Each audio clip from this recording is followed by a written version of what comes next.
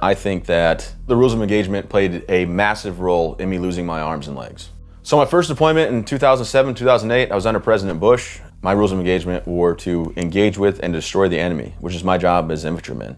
We were able to root out the bad guys, take away their ability to operate, because we could work at all hours of the day.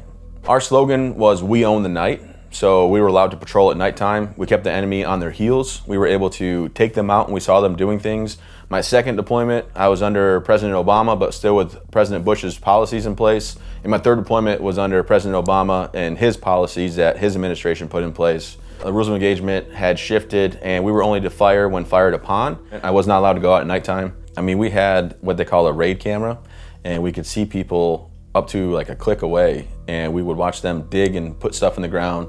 And we could have taken them out with snipers, we could have dropped mortars, we could have went out on a patrol, but because of rules of engagement, we were not allowed to.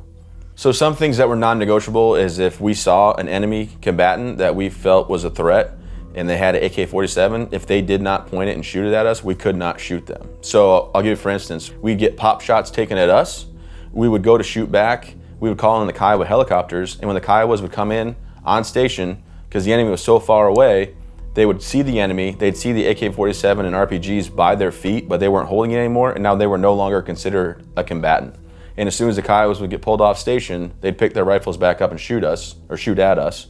And the thing was, whenever they took pop shots at us, we couldn't just run at them because it was such a heavily mined area that we had to have one person in front of us with a minesweeper, and they would sweep the ground back and forth super slow, and if anything alarmed us, we'd have to all take a knee, they'd mark it with shaving cream or something, and we'd have to go around it.